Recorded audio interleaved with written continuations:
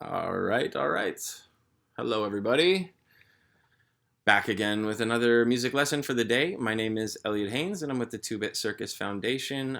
We are bringing you guys live streaming educational material and fun stuff to do while you guys are all locked at home. So, if you've been a part of my little music lesson group for the last couple of weeks, what you're seeing on the desktop here, that is Soundation.com, which is company I have no affiliation with, but I found them just Google searching around, and they have an online digital audio workspace, which is the way that we are able to make songs using digital music and analog and digital elements together. All sorts of fun stuff. So anybody that's just tuning in for the first time, please do go to Soundation.com and set yourself up a account. Parents, if anybody is watching, you can help your kids set that up. It's really easy. They just need a Gmail account or any email account. Sorry. Sign up is free, and once you're inside of there, you will have access to all sorts of different sounds and instruments and stuff to work with. So I'll give everybody a minute to just do that while I am kind of explaining what today is going to be about. Today I want to kind of dive into sound effects with you guys. So if you've been here, we've already kind of gone over using analog sounds or actual audio samples in our digital audio workspace. We have a sequencer window that I'm gonna just switch it over to so you guys can see that while you're signing up. So this is the actual the digital audio workspace for Soundation.com, and yeah, so these are all audio and instrument tracks over here on the left, as well as a couple of effects tracks. And over to the right side, we have a whole collection of sample packs. And again, we've kind of dove into some of this earlier on, but I just want to kind of refresh some of these concepts to keep them in your mind, as well as to keep it open for anybody that's just joining us now. So don't worry, you haven't missed anything that's going to keep you from being able to follow along. So please do feel free to jump in and participate. And I see we have some people popping up over here on the, how do I get rid of that? On the comments section. I just want to make sure I can see what's happening there so I can answer you guys. If you have any questions, feel free to ask in the comment section, and I will do my best to address those as we are going. Great. So it looks like we're still waiting for people to kind of taper in. I might be a couple minutes early here. So yeah, like I said, today we're going to be going over sound effects, effects processing, and building effects chains, which is a really, really fun, really interesting part of the music production process. So if you were here, we've dragged in some actual drum samples last time, and we played a couple of instruments on top that are virtual studio technology instruments, so the digital instruments that come with the program. And today we're going to be looking at effects processors, which are similar to they are virtual studio technology. They're considered VSTs, but they're not instruments. They are different processing units that add different elements to the sound. So still waiting for people to trickle in here, but yeah, so basically what they do is they take the raw audio that you're putting in and they add different filters, different elements that alter that sound to create situations that might occur more naturally, or as well as to create some really interesting out there effects that you wouldn't hear in nature at all. We see some people coming in. Hi guys, welcome to the lesson. So yes, as I've been explaining, we're just going to be going over sound effects and effects chains, processing different sound effects together, how they are interrelated, how they work together. Yeah, so let's dive in here. And the way that I think we're going to do that today, I think it would be a really fun way to kind of look at this lesson and to introduce some other concepts that I plan to go over in a lot more detail, which is remixing audio. So that's, especially as a digital musician, remixing audio will be a huge part of what you do. But for today, if you've all gotten yourself signed in and set up and you're at the studio page, you'll see again it has these options for templates.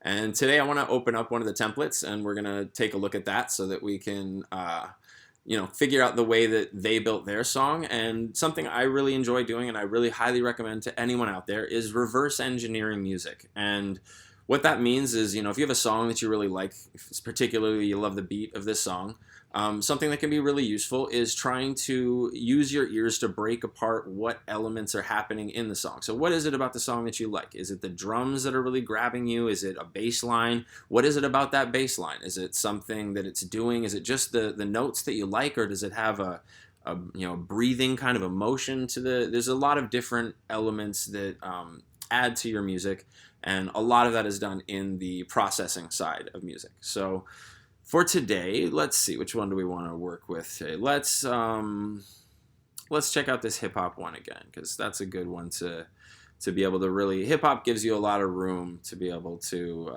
play around and add just crazy effects to make it your own.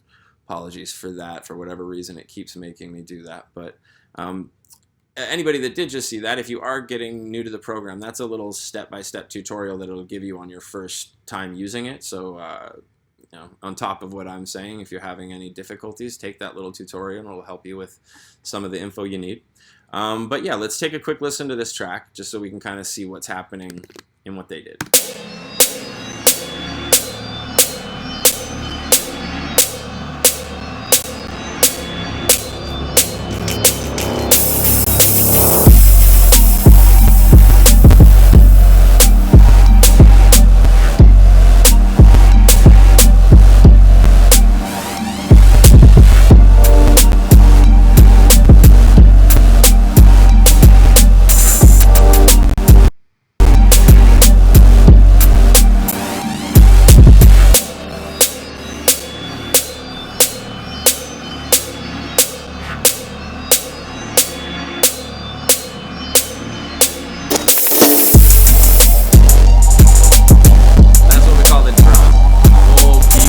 Together, the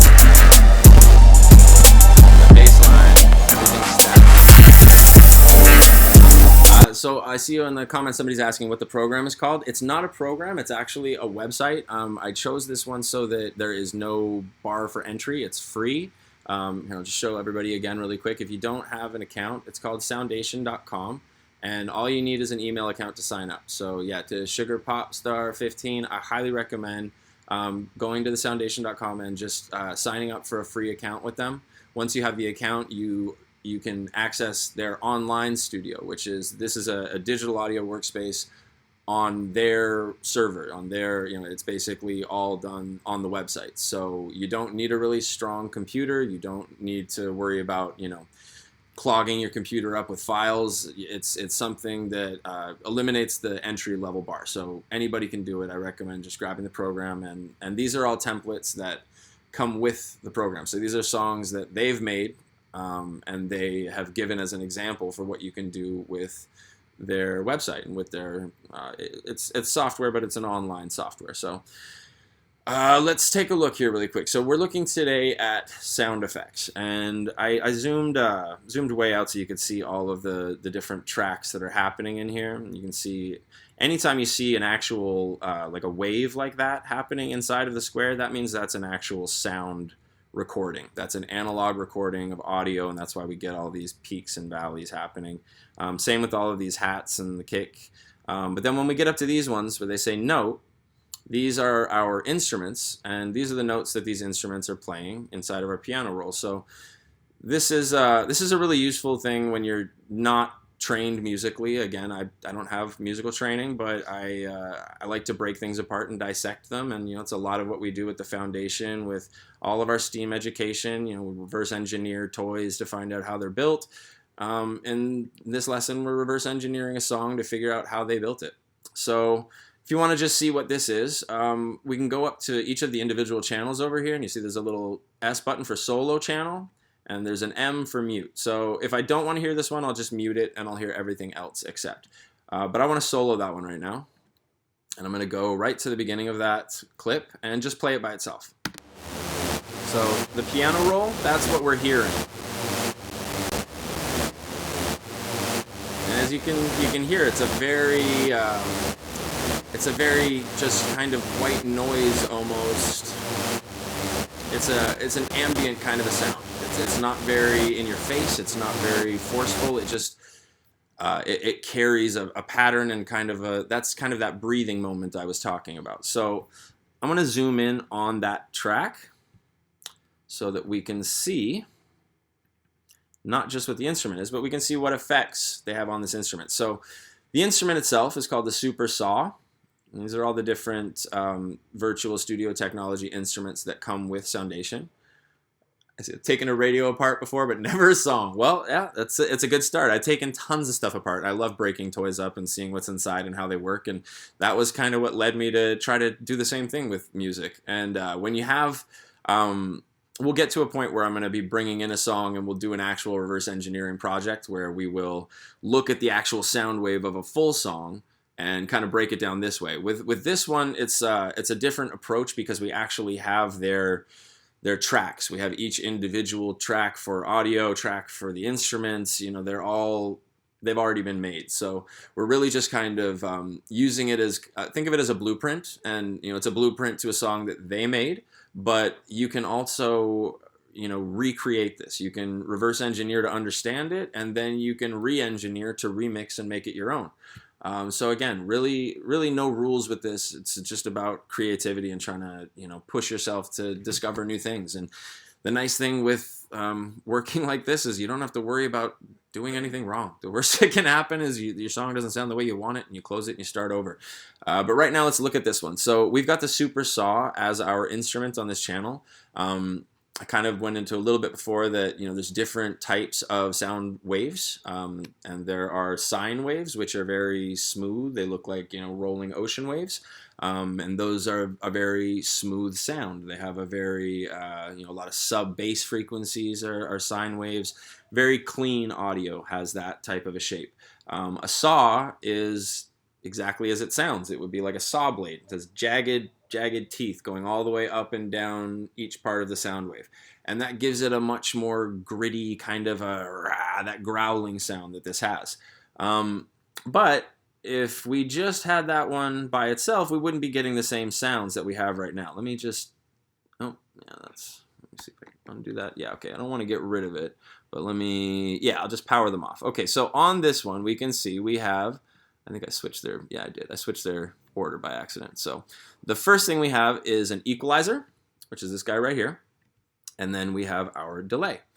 And these are two very, very common effects that we're going to see. And it's a little bit of a different way to look at them in here than in a lot of other programs. But basically, starting with an equalizer, what an equalizer does is allows you to accentuate or eliminate certain frequencies of sound. So again, just kind of going over some of the other stuff we talked about, you know, in your song, there's a whole range of frequencies, and your very, you know, deep bass frequencies are going to be very, very low on that frequency range in the 80 hertz area. And it's going to span up from there, and you'll get your snare drums up at around 250, and, you know, then you get your mid and your high end synths, and you know, all the way up to wherever you want to build it to. It's at some point the frequencies get so high that your human ear is not going to hear it, so you don't need to go too crazy. But just trying to fill out all of those areas of the song is a good idea. It gives it a very just wide feeling. So looking at the equalizer, if I were to, let's hear it really quick with it on. So that's with the effects. Now if I turn that equalizer off, let me turn both of them off. Turn off the equalizer and the delay. Let's hear what we have with just that Super Saw synth playing the notes that we have. You can see very, very different frequencies that you're hearing. It's eliminated some of that pulling sound, and it has a lot more deep low end frequency. And the reason that we want to use an equalizer in a situation like that is that this synth right here is, I wouldn't say it's exactly mimicking, because it's got several notes playing together, but it's following in the melody of the bass line that's going to come in later. It's building kind of a backdrop for a very heavy, clean sub bass to be added to the song. And this is pretty common, where you'll see, you know, the intro part of the song will have a synth where they've eliminated the low-end frequencies. And you do that so that when your low-end sub bass is added, they don't have any conflict. There's only, you know, there's a set amount of space We had a buffer for a second there. My apologies. There's a set amount of space within the song, and you don't want to have frequencies that are going to interfere with each other. And if you have two different instruments that are playing really low-end frequencies or if they're playing frequencies that are right in the same range, it can create a problem unless you give them their own space in the song, which is where panning and equalization, or the equalizer, is a big part of that. So again, as soon as I add this EQ, you see we've gotten rid of all of that low-end sound, and now it's playing. It sounds almost like a different instrument at this point because it doesn't have any of the low end. It's just got the white noise kind of high end added later. And the reason that is if you look at the equalizer, you'll see that the low frequency is turned all the way to 0.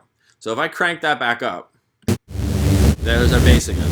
And it's even a little louder than it was before because I pumped it up higher than it would have been originally using that equalizer.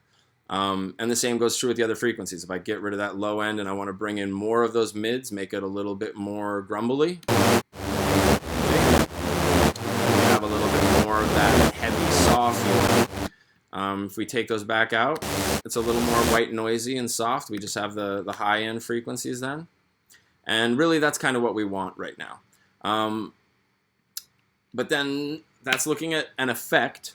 I want to talk a little bit about effects chains, which is the adding of multiple effects to a layer of sound in an order where the sound is processed sequentially by those plugins. So right now over here you can see we have two effects. We have the equalizer and then we have the delay. The equalizer is the first thing that it's going to be running the audio through. So the first thing that happens is we eliminate that low end frequency. We're highlighting where we want the mid-range to be, pumping up that high end a little bit. And then, in addition to that, we're going to add the delay. And I'm just going to turn that on so you can hear it for yourself, and then we'll talk a little bit about what the delay is doing.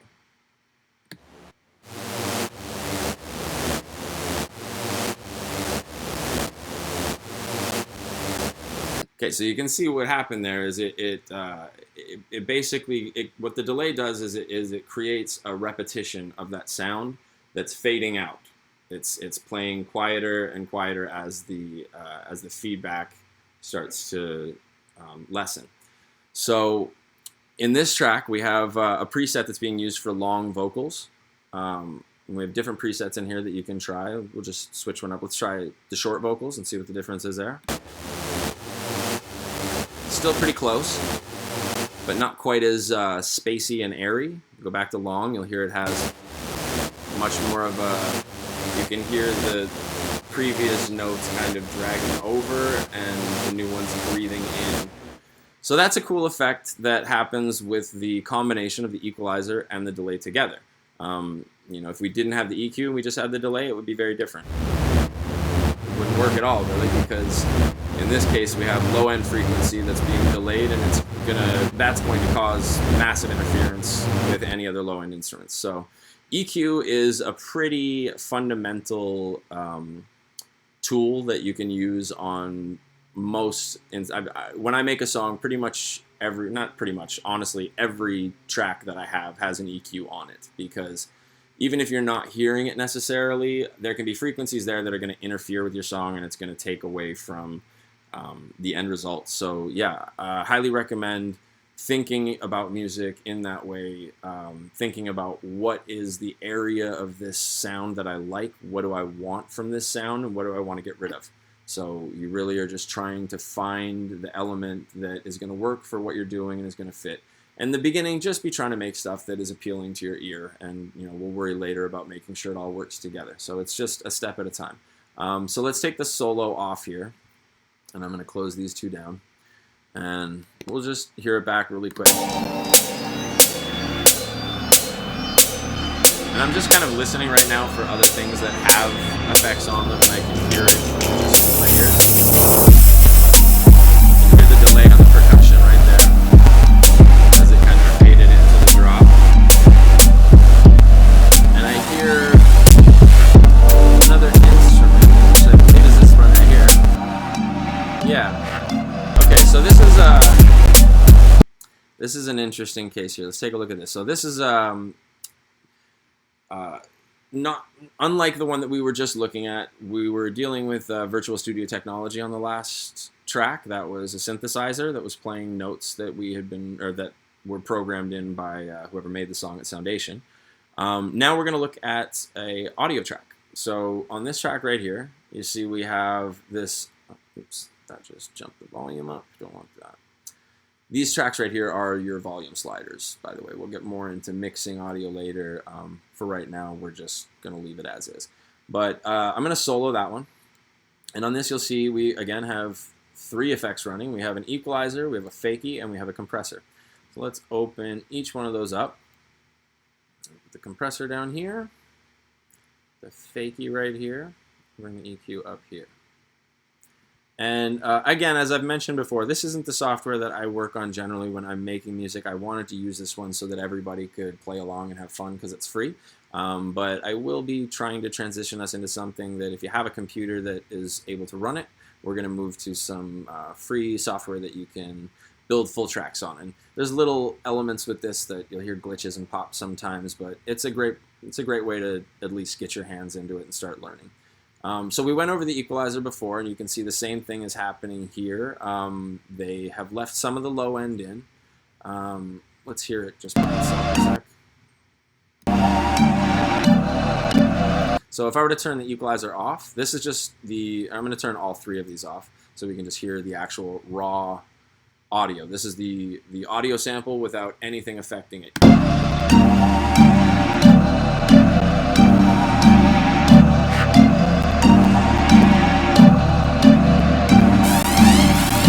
So there's a lot going on there, and a lot of those frequencies would definitely interfere with other areas of our song and could cause issues where we're going to have phasing in the audio and it's just not going to sound right. So when we put that EQ on, so we've gotten rid of some of the low end grumbling. Honestly, we could even take it all the way down because we don't really need that low end in there. For the purpose of this lesson, I'm not going to worry too much about changing up the way they did it. We're just going to look at it and reverse engineer. But again, just playing with these, you can hear the effect it has on your audio, just playing with them as it goes. So if that brings that right out. That brings in a whole different mid-range.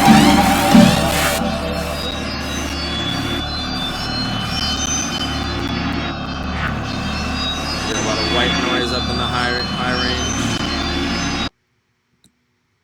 Okay, so that's our EQ.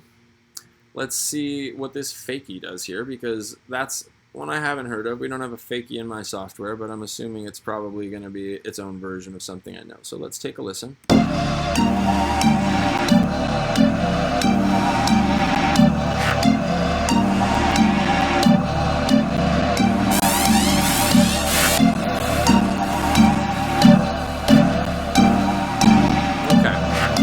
This is putting a little more impact on specific parts of the track, and it looks like our presets are 4 to the floor or half step, which are 2 different time signature kind of.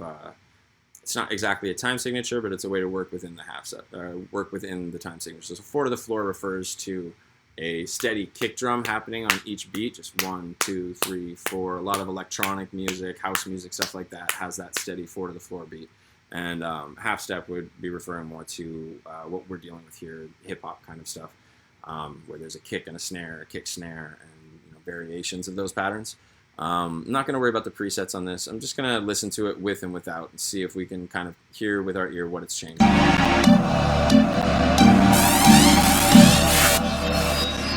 Let's rewind it a bit because it's going into that whole build to the drop.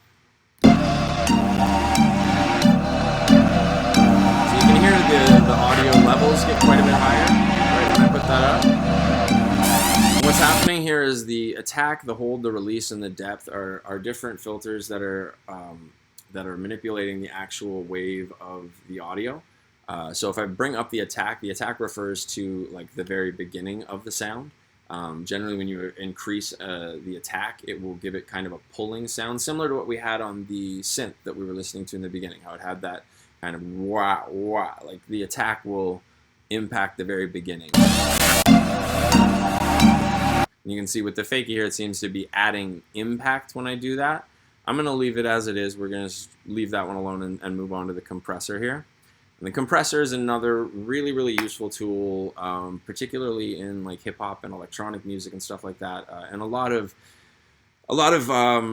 analog instrument played music, a lot of jazz or rock or blues or anything like that. You're going to have a lot of dynamic range, which refers to the peaks and valleys of the audio, because instruments are going to be played by humans, and humans are not digital machines that do everything exactly the same every time. So those little variations of the way the instrument is played is going to impact the dynamic range and how loud and quiet it is at certain points. A compressor basically takes that dynamic range, say we have frequencies that are in between this space here, and it compresses those frequencies. So it takes those peaks and it pushes them in closer to the valleys. Why would we want to do this? Because in a lot of electronic music and hip-hop music and stuff like that, the drums are a very fundamental part of the song, and you really want them to have some punch and some power. In this case, we're not actually compressing drums. That's one of the main uses I particularly use it for. In here, we're compressing this synth where we've already gone through and said, okay, we're going to eliminate these frequencies so we don't have all of that extra noise. We're going to put our fakie on to add a little bit of depth, give it a little bit more of a release. And then we're going to put the compressor on at the end. So these two have kind of helped us to polish the sound and get it to the place we want it. And then the third one, the compressor, is taking that polished sound and pushing it closer together so that we're hearing more of the entire frequency range in a closer area, if that makes sense, as opposed to having large areas of dynamic range when there's multiple instruments playing, where one might phase out a little bit and another one comes in. It's just a way to kind of make the sound a little more uniform going through the sample. I see people in the comment section here telling me this is teaching me to listen to music in a lot more detail. Absolutely. We'll tell you one thing that comes along with making music digitally is you start to really break down and analyze everything you hear, and you start listening for the different sections and the different the different parts of the track, which is in essence reverse engineering. So if you're starting to already listen to it that way, you're on your way to understanding it a lot more. So again, let's check out some of the other stuff on here and see what we have for effects and what's being done. All right, let's go up to just looking at our snare. I can hear on that snare, if we go back to the very beginning, it doesn't sound like a normal. Oh, sorry, I left the solo on. So if you find yourself not hearing everything, you probably did what I just did and forgot to click the button. So I'm going to go back to the snare, and I'm just going to solo that. Just change the volume there. Oh, that's this one I wanted to look at. So this snare right here, I can hear already has something happening to it. If you listen, you hear it's not silent after the snare. There's a whoa, whoa, whoa, like it's breathing after it hits. That's a reverb. I don't even need to pull it up to look at that one, but I can tell you right now that's got a reverb right there. So for this snare drum, again, standard to have an equalizer on there on every track, really, because you want to, as I said, carve out a little niche in that song for the frequencies that you want heard. Obviously, this is a snare drum, and as I said, snare drums kind of are in the 250 hertz range generally. So this EQ is a little bit more.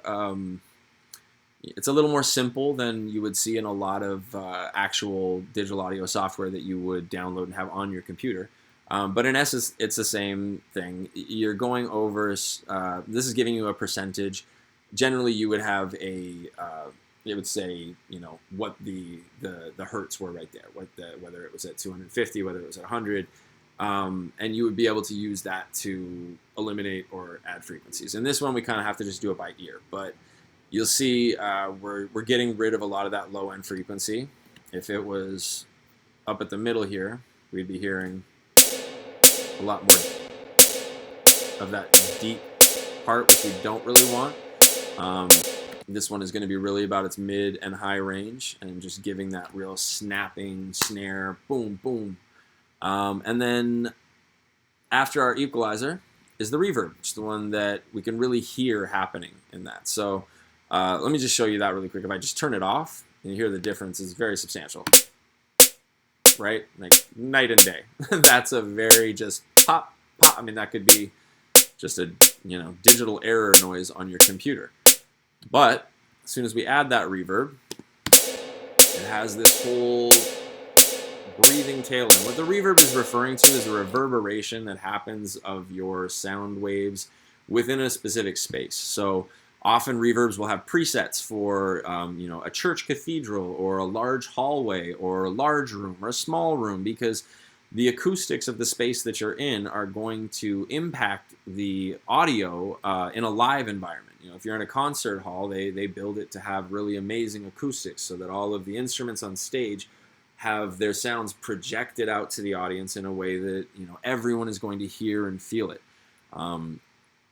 And similar to if you've ever been in a place where a cave or a canyon where you could scream echo and hear it coming back to you. These are sound effects that nature produces for us, and all of these virtual studio technology elements are just our man-made attempt at imitating what occurs often in nature and trying to conceptualize new ways that we can twist sound up and make it something different. So while we're taking a look at the reverb, which is one of my favorite, it's one of my favorite plugins to use, one of my favorite pieces of effects that you can put onto something, because especially in your drumming and a lot of your live instruments, that's what gives it the feeling of being played, as opposed to just being a computer. If you hear that, it has a feel to it. It gets interesting, as opposed to that, which not very interesting at all. It's just a very simple little click track that could be a metronome for all we know. But let's turn the reverb back on and let's check some of the presets to see how it can change up. So right now it's just set to the setting that they created for this, but I'm going to switch it over to brass. Now we're not on a brass track, but that doesn't matter. You don't have to look at these as a rule for what instrument you should use it on. In fact, I highly recommend that you don't look at it as a rule and you try brass on drums, strings on drums, drums on strings. Try just jumping around through different presets and see what appeals to you. That's the most fundamental rule in music production, is make things that sound good to you. Don't make things that you think are going to be what appeals to people. Just make something that appeals to you, and other people will relate to that. So let's hear it with the brass preset. Very different, very, very different. We just have a very short little breath at the end, but not what we started out with. Cold Cave. Again, this is trying to imitate an actual space. They're trying to imitate the reverberation inside of a cave. And you can hear there much, much deeper reverb, closer to what we started with, where it has a very long breath of a tail end at the end there. And that's a good one. That's close to kind of where we started. We'll look at one or two more. So here's one for drums. But again, this is going to be more standard reverb for drums, like your main snare. As you can see, this one is called single snare, and it's actually an additional track to another snare drum. I'm going to let's go over to that real quick. We'll look at the compressor just to kind of close it off here, so you can see we've done the same thing on this track, where we have our EQ highlighting the frequencies that we want to hear, and then we have our reverb creating that. Oh, let's go back to the one that we like, the Cold Cave. We have our reverb creating that long, breathy effect after our sound, the reverberation inside of our Cold Cave. And then the compressor, again, is pushing those sounds into a space where they all have a closer strength. They don't have, it's not like one of our elements is going to be so much louder than another. In this particular track, since it's just a snare, it's really just pushing the peaks of that strike from the snare and just compressing them down a little bit so that we hear the tail end of the snare a little bit more powerfully than we would if there was no compression on there. So just to show that, if we take that off,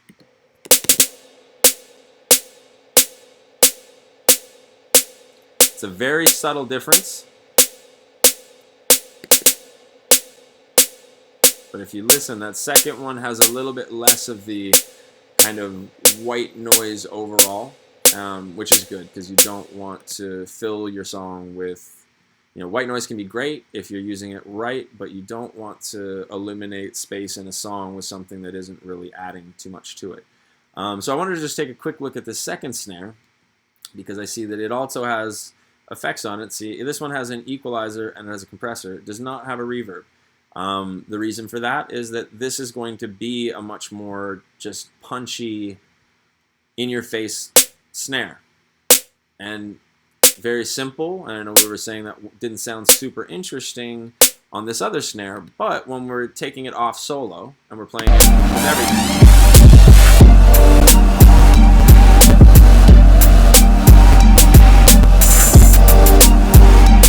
So you can see they both kind of have their purpose, where this first one adds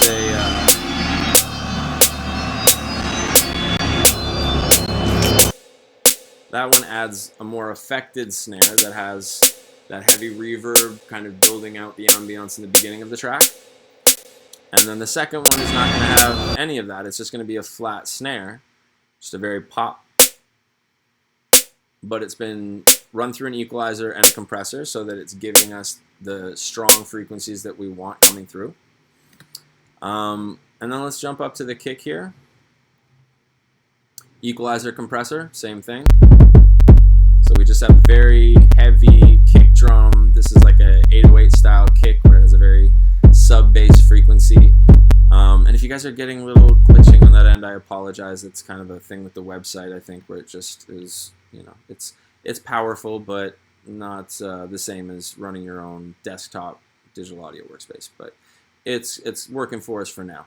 Then we're going to jump up to this second part over here. This is the drop. This is where our bass line, this is where everything else kind of comes into the song. You can see we have our introduction back here, all of the stuff we were just looking at. As the drums kind of build in, we have our white, noisy, affected synth up here with the low end cut off.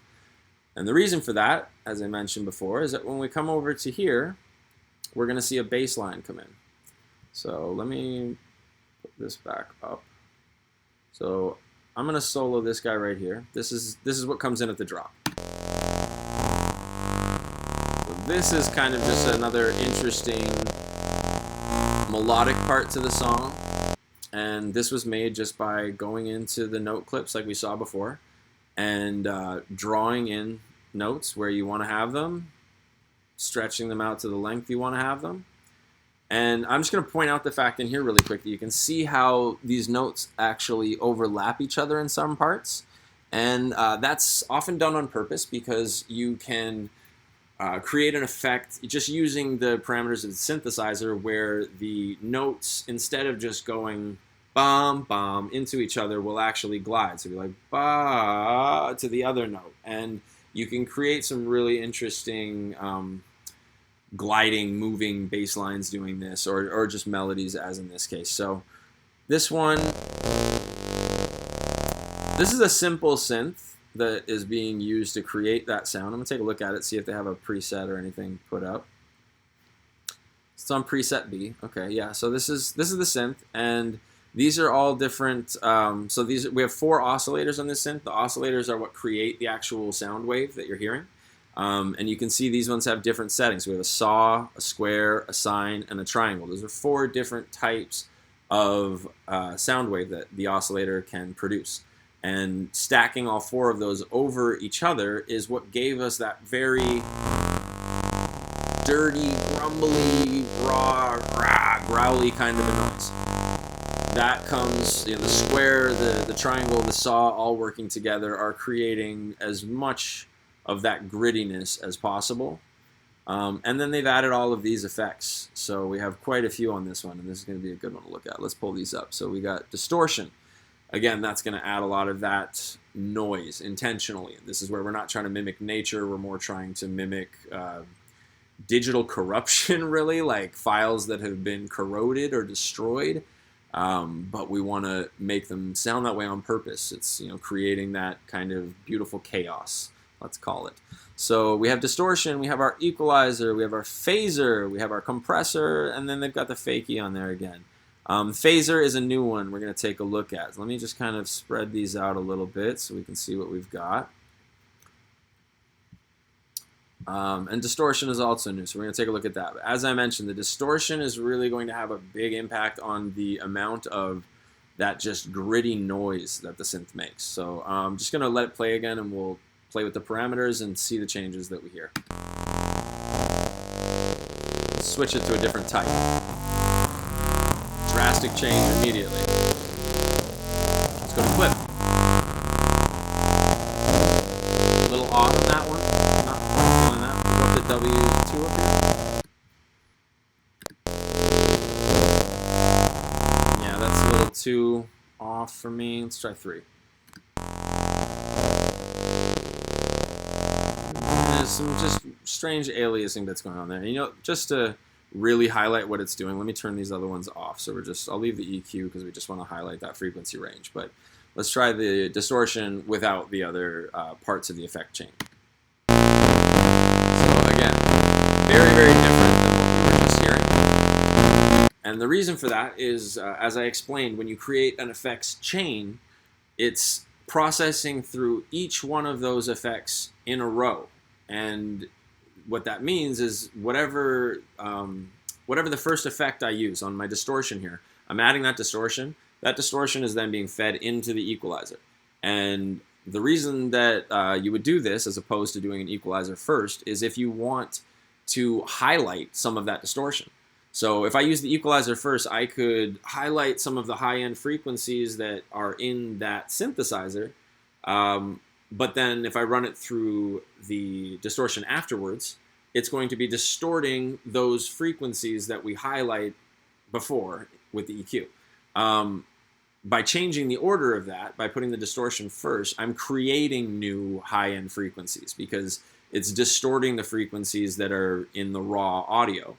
And I'm putting the equalizer next so I can then pump up the distortion in those high-end frequencies. So yeah, that's just a way to think about effects chains, where you want each effect to be feeding into the next effect so that they're working in a row to create the sound that you want. So we've got our distortion, and just so you can really, distortion is a really cool tool, but something that you kind of have to play with quite a bit to get to sound good. So I'm going to put it back onto the WS1, which is where they had it, and play a little bit with the gain and the volume.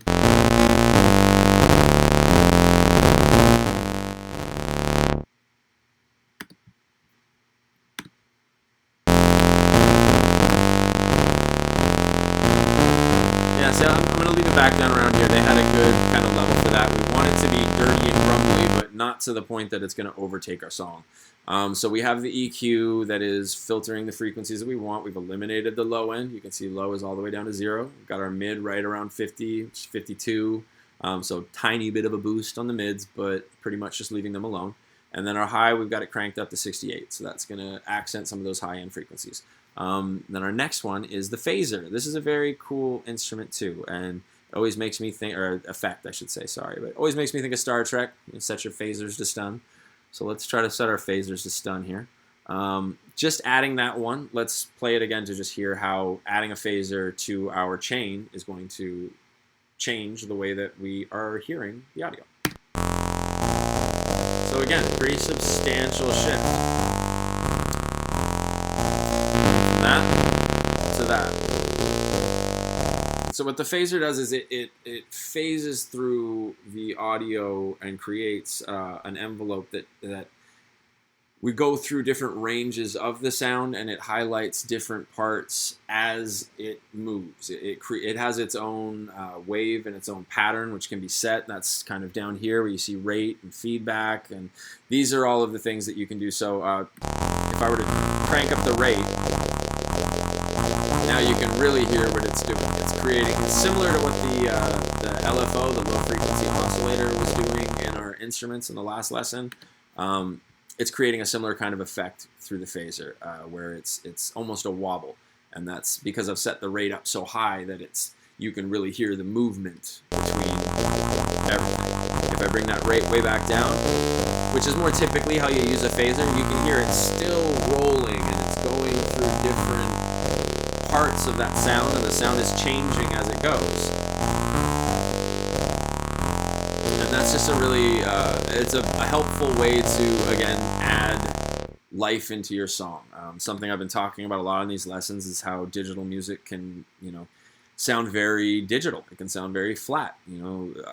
We all love music, and we're generally used to hearing a lot of changes and variations, and particularly with live musicians, or if you have an artist that you love and you go see them perform and they do little things differently on the live performance than they did in the recorded. It's those are the things that really add so much to the music. So it's something that we want to try to mimic in our digital songs, so that people still have that emotional attachment to what's happening, because it's not just sounding like a digital formulaic pattern.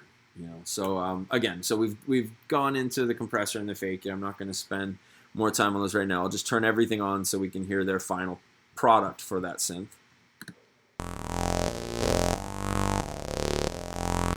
So again, that fakie is kind of putting emphasis on certain notes. You can hear it kind of bum, bum, bum. And the phaser is what's creating that wavy kind of feeling, and distortion is giving it that grumble. So there's a five effect chain, and you can see the way that changes the whole song up from or the whole sound up, I should say, from what we just had in the simple synth. And the simple synth is also an area where you can make a lot of changes. We're really just focusing on effects today, but I'm going to get a little bit more into remixing songs and changing up what's already there. And this is a really easy way to do it. It's just go into the instrument. You can look at your presets. You can try different presets just to see how they sound. Here's a 808 bass. We were on preset 8. I'm going to remember that. But see, vastly different. So if I were to go through each one of these instruments and change them up like that, we would have a very, very different sounding song by the end of that session. And that's something that we're going to do in an upcoming week, because it's a lot of fun to remix other people's audio, and it also really helps you to understand different ways of making music. I highly recommend, if you have any other friends that are interested in this, team up, work together. I know we can't right now with social distancing, but we have, there's lots of free online video conferencing stuff that you can use, Google Hangouts, anything like that, where you can just sit face to face and be working on stuff together. And when I say together, I don't necessarily mean you have to be on the same song at the same time, but you can be making elements of a song that you can you can make a whole song, your friend can make a whole song, and you could just give each other the entire file and trade, and you remix his and he remixes yours, or she remixes yours. And we can also do that with just little elements of a song together. So if you wanted to work on a song together, you can have your friend build a bass line. You can make the drums. You can say, hey, here's the drum track I made, and I chopped it up and I made it my own, made it a lot more interesting. I'm going to send it over to you, and you can bring it in and add stuff on top of that. So again, that's something we'll get into a lot more later. But just so you can see with these synths how many different options you have for different sounds that they're going to create. Every preset is going to have a very individual voice. That's where we started. See, the possibilities really are infinite between the presets, and then once you set a preset, you don't have to stop there. You can go into that preset and you can start changing the envelopes and the filters.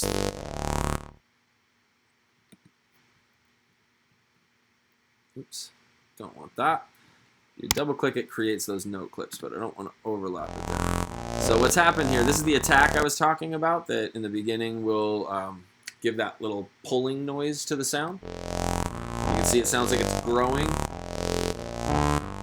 That's the attack. So that's one I like to play with a lot.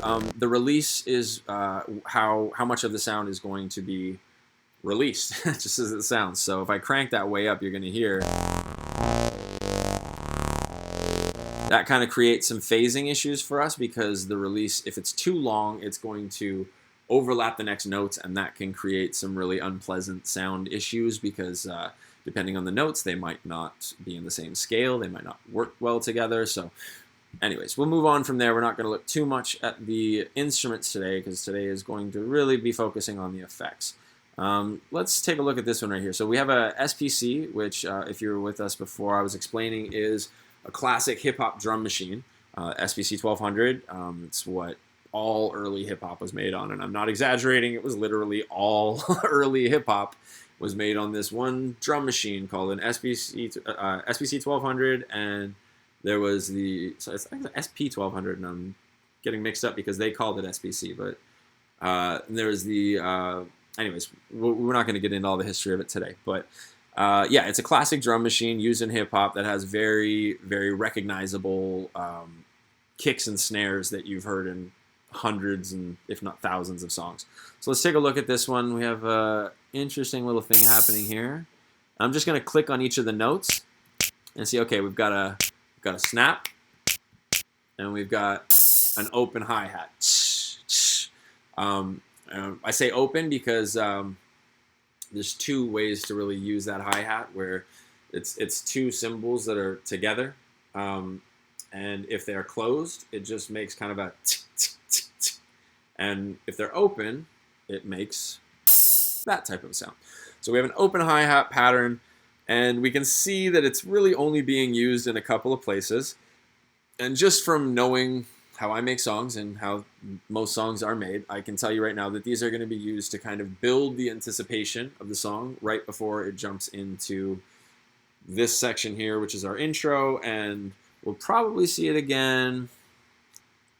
Oh no, this is our actual, that's the drop. Okay, yeah, great. We have it back here earlier too. So we have the same notes here. So here it's just a click, but if we play it from here, so we've got heavy, heavy effects on there. Oh, and there is the open hi-hat on there as well. But yeah, that's a good one to be looking at because you can definitely hear what's happening to the audio here. There's we've got our equalizer and we've got our delay. I'm going to bring them both up, and I'm going to turn off this delay for a second because it's doing most of the work here. So this is that same audio without the delay. And that's kind of what I was referring to when I say a lot of music, the digital music sounds very digital. You know, if we didn't do anything to that, it's kind of boring. You know, it's just very, unless we're going to have a lot of other stuff layering to make that interesting, I would definitely want to add something to it. And this is also something that I often do in my songs, what they've done here, which is to use a heavy delay to create that spacey ambient effect right before something solid is going to come into the song. So in the beginning, you know, we only have these, we have our one snare, and we have our synth kind of building. But then when we get to this,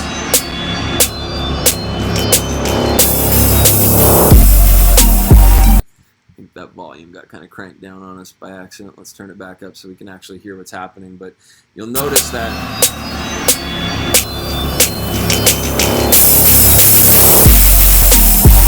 you'll hear that snapping happening in here. It fades out. So yeah, that's the delay. That's the delay is re-triggering the sound so that it, similar to if you were in a canyon and you're screaming out and it's echoing back at you, it's a similar kind of a principle to that, where you can set the time, and in this one we can set the left and the right times differently, so you could have your left and right ears triggering at different speeds.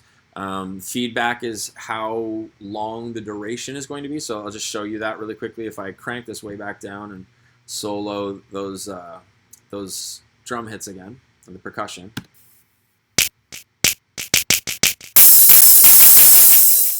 Oh, and what I just noticed, which is pretty awesome, this is something I wanted to get into later, but if you look at the, if you look down here at the wet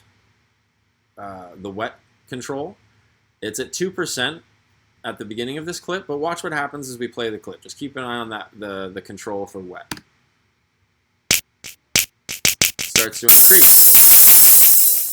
That is automation. That's something that we will get into in another lesson that is really, really fun. Super interesting way to bring a lot of depth into the song. And there's some different ways to do that. We'll get into all of that in another lesson. I'm going to turn the feedback up here again just so we can kind of hear it with all of the effects processing.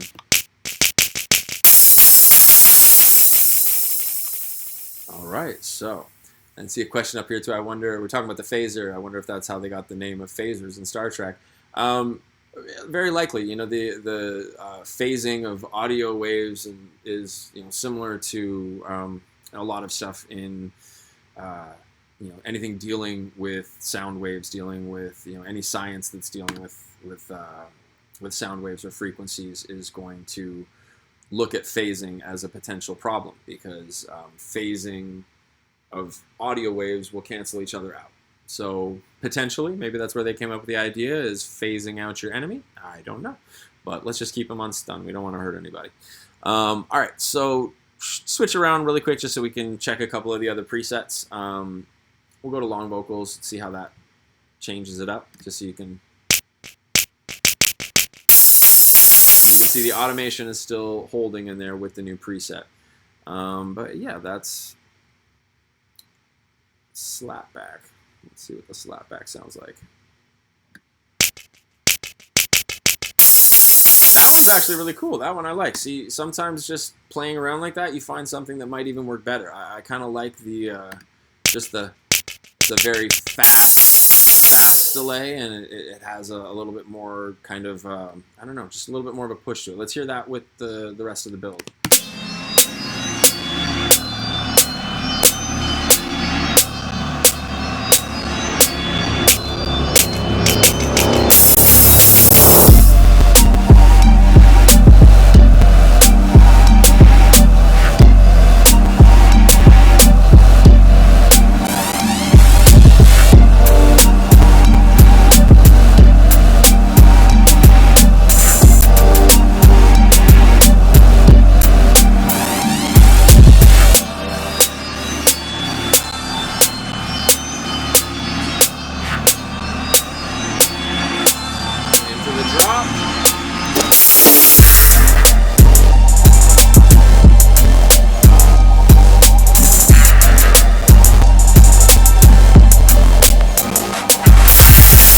I just want to check and make sure real quick. That's another very interesting little effects layer we have. Yeah, so we've got some very interesting stuff happening in this song.